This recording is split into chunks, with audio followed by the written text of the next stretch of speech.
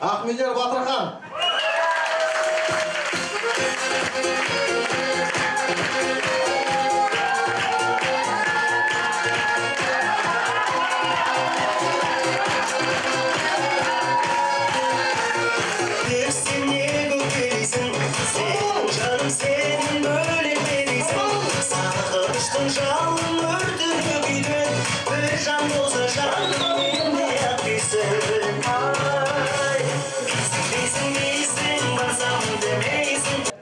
Ben orada usta üzgün adamım bize.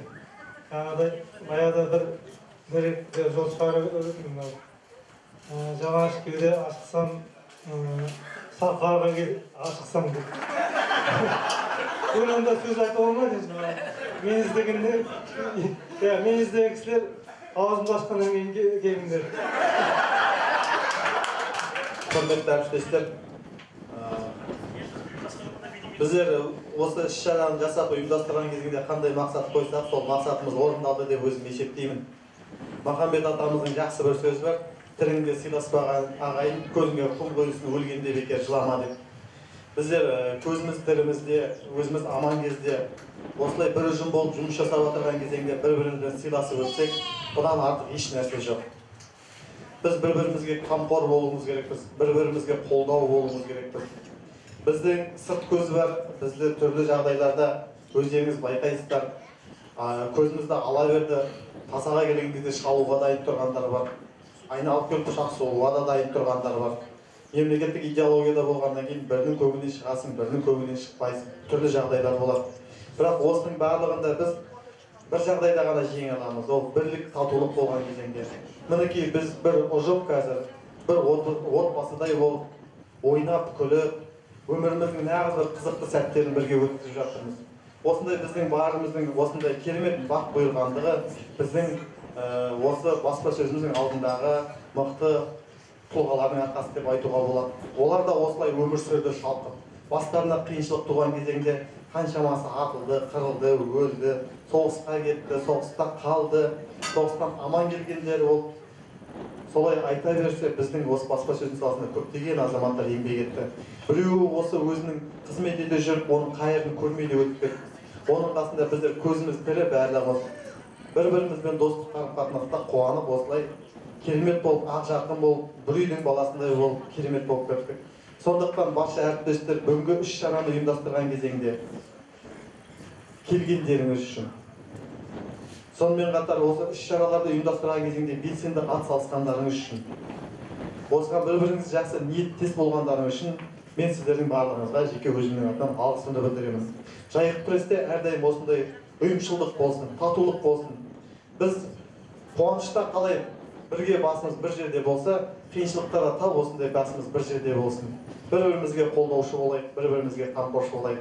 Жайық пресс әрдайым жасай берсін.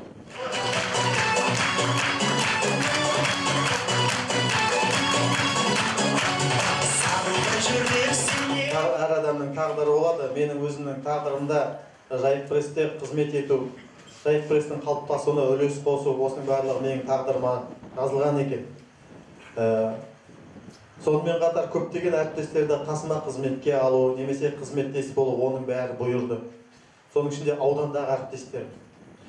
Бір кезеңдерде қиын жағдайлар бастан өтіп жатты. Сол кезде ойлайтын осыларды неге осыншалықты қинайды екен, өзінің бірақ редакциясы бар, осылармен тіл табыспай ма екен, неге екен деп. Осы бір-бірімізге қамқор болса қандай жақсы болады. Әйтпесе әрқайсымыз бөліп жүрсек, бөліп жеп берекетімізді алып, не беделіміз жоқ, не салмағымыз жоқ деп ойлайтын едім. Сол ойлағанымыздың барлығы қазір мінекей нақты іске асып біз біріктік. Осы жерде азаматтар бар, осындай қиыншылықты бастарынан өткергендер. Бірақ та қиыншылық деп айтуға болмайды, өмір саясат болғаннан солай. Бірақ осының барлығын жеңе білдік. Мінекей біздер қазір бір ұжым болғаннан кейін тату тәтті осындай қиыншылықтардың бәрін жеңіп жүрміз. Сондықтан біздің алдымызда осындай қиыншылық болса, біз әрдайым бірлікпен соны жеңу жазсын. Сіздердің барлығыңызға дендеріңізге саулық тілеймін. Егер де сіздерде дендеріңіз сау болмаса, бүйтіп ойнап күліп ортамызда жүре алмайсыздар. Бірақ Аллаға шүкір, мен бүкіл әріптестеріме әрдайым Гәрдейді мысалға келтіремін. Гәрдей деген азамат бар, екі қолы жоқ, екі аяғы жоқ. Соған қарап отырып ойлаймын, Құдай адамның бір саусағы жоқ болса, ыңғайсызданып, осы өзімен өзі қуыстанып жүреді ғой деп. Мына жігіттің сондай еңбекқорлығы, өмірге деген құштарлығын көрген кезінде ерекше риза боламын. Және жайық күресінің жұмыстарына атсалысқан кезеңде күні-түні жұмыстан барымен жұмыстанады. Сонда ойлаймын, адамға сонда міндетті түрде денсаулығын 12 мүшесінің бәрі түп-түгел болу міндет емес екен-ау, егер ниет көңіл болса. Сондықтан баршаңыздың ниеттеріңіз, көңілдеріңіз түзу болсын. Ниетіміз, көңіліміз түзу болса, біз кез келген қиыншылықты жеңуге барлық уақытта мүмкіншілігіміз болады. Сондықтан ниет түзу болсын, жолымыз дұрыс болсын. Журналистерімізге құтты болсын, жайық күрес. Опа!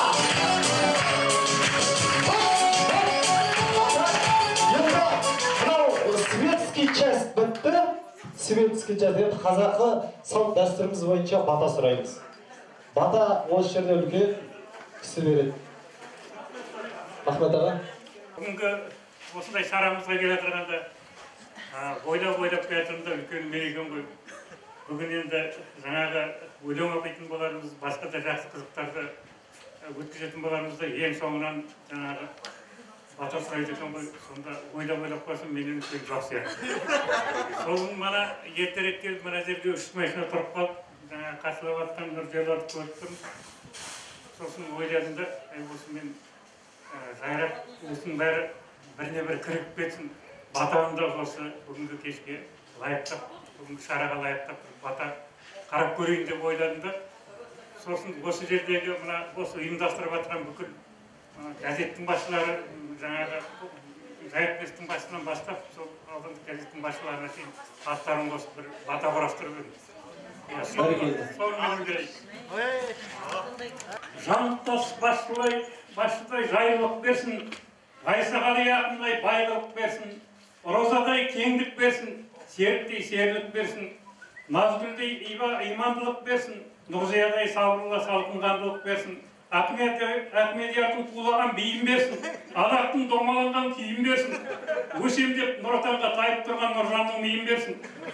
Болаттың аңғалдығынан сақта, Махметтің далбаңдығынан сақта, Бауырланның өткір сөзінен сақта, Самалдың өлдіреген көзінен сақта, Өмірзақтың өзінен сақта, Нұрланның қыздарды ғашық қылатын әнінен сақта, Мараттың сыр бермес мәнінен сақта, Ертайдың салы серісіндей сәнінен сақта, жайық күресті жаратқан ие, пәле жәбенің бәрінен сақта.